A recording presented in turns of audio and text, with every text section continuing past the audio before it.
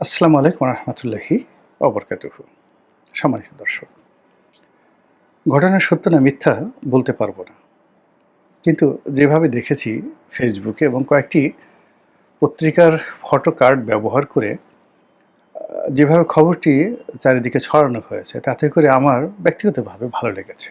খবরটা হলো এরকম: নরেন্দ্র মোদীর অভিমান ভাঙানোর জন্য বা তার সঙ্গে কথা বলার জন্য মার্কিন প্রেসিডেন্ট ডোনাল্ড ট্রাম্প 5 বার টেলিফোন করেছেন, 5 টাইমস, এবং মিস্টার নরেন্দ্র মোদী টেলিফোন ধরেননি। এই বিষয়টি আসলে আমার খুব ভালো লেগেছে।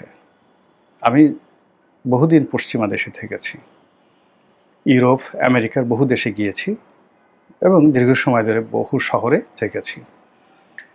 গায়ের রং একটু সাদা হলে তারা আমাদের এশিয়ান যে চামড়া, এদেরকে মানুষ মনে করেন না। এমনও দেখা গেছে যে ইউরোপের একজন সাধারণ ট্যাক্সি ড্রাইভার আমাদের বাংলাদেশ বা ভারত থেকে গিয়েছেন শত কোটি টাকার মালিক, যাকে আমরা সাধারণত বিলিয়নিয়ার বলি। তো তার সঙ্গে যখন তিনি কথাবার্তা বলছেন বা বাতচিত করছেন, কেমন যেন একটা আভিজাত্য, কেমন যেন একটা ভাবসাব তাদের মধ্যে। আর চোখে মুখে যার সঙ্গে কথা বলছেন এশীয় লোকজন, তাদের প্রতি একটা তাচ্ছিল্য ভাব। এবং একই শুধু বাংলাদেশ ভারত নয়, শ্রীলঙ্কা, তারপরে শেষে যাকে বলা হয় চীনের যারা লোকজন আছেন তাদেরকেও তাচ্ছিল্য করেন। কিন্তু আরবের যারা লোকজন, যাদের টাকা পয়সা আছে, তাদের লেখাপড়া থাকুক বা না থাকুক, তাদেরকে দেখলে ইউরোপের যারা লোকজন রয়েছে বেশ তোয়াজ এবং তদবির করেন। অদ্ভুত একটা বিষয় যে পুরো সোসাইটিটি, অর্থাৎ আমেরিকান সোসাইটি এবং ইউরোপিয়ান সোসাইটি, এগুলো টাকার পেছনে ছুটে। আমরা অনেকেই দেখি যে ড্যামকিয়ার বা খুব বোহেমিয়ান জীবনযাপন করে। ওরা আসলে সমাজের খুব আমাদের দেশে যেমন প্রান্তিক জনগোষ্ঠী, তাদের প্রতিভূ। আর দু একজনকে দেখি যারা কোনো একটা কোম্পানির সিইও বা অনেক টাকা, ওরা দারিদ্রতার ভাব দেখায়। ওটা এক ধরনের আসলে ভণ্ডামি, এক ধরনের ভণ্ডামি। কিন্তু ওই সমাজে যারা আছেন, মিস্টার ডোনাল্ড ট্রাম্প তাদের প্রতিভূ, ওই রিয়াল। প্রচণ্ড অহংকারী, প্রচণ্ড যাকে বলা হয় আর্ত প্রশংসা, মানে সবসময় চান যে আমার প্রশংসা করা হোক।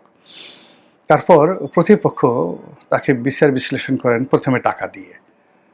আমি অনেক ইউরোপে বড় বড় বায়ার, মানে তারা আমি কোন ব্র্যান্ডের শার্ট পরছি, আমার হাতে কি ঘড়ি, প্যাটেক ফিলিপ না রোলেক্স, এটা প্রথমে তারা দেখে।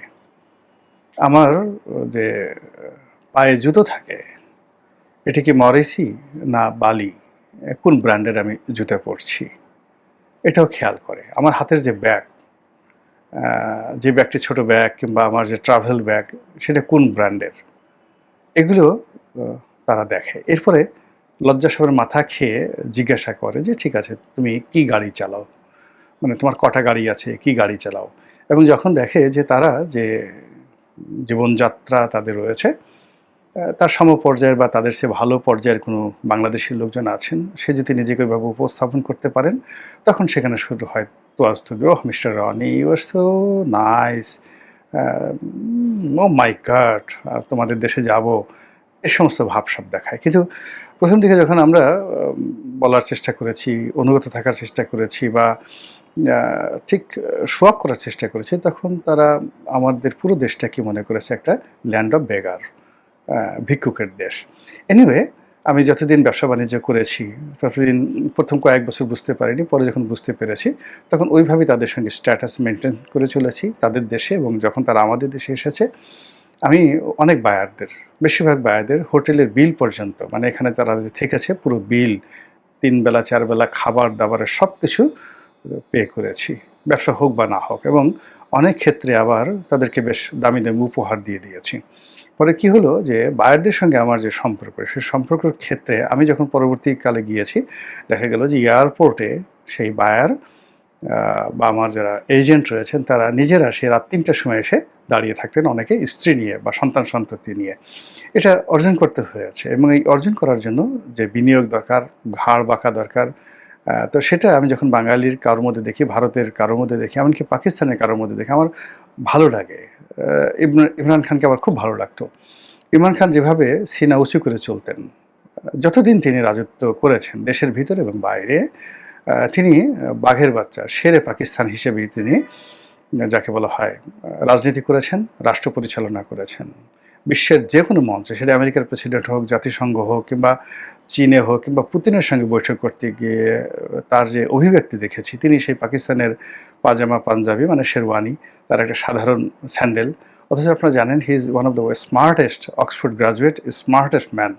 তার কোট টাই পরা যে ছবিগুলো, সেগুলোর দিকে তাকালে আপনার কাছে মনে হবে কি ব্রায়ান লারা, কিংবা ধরেন টম ক্রুজ, তারপরে মার্লো ব্রান্ডো, বা সবচেয়ে স্মার্টেস্ট প্রেসিডেন্ট যদি আমেরিকান ধরেন বিল ক্লিন্টন অথবা রোনাল্ড রিগান, তাদের পাশে ইমরান খানের মানে ক্যাপ্টেন ইমরান খান তার যে স্যুট কোট পরা যে অভিব্যক্তি, এটা দাঁড় করালে মনে হবে ইমরান খানের কাছে তারা কিছুই না।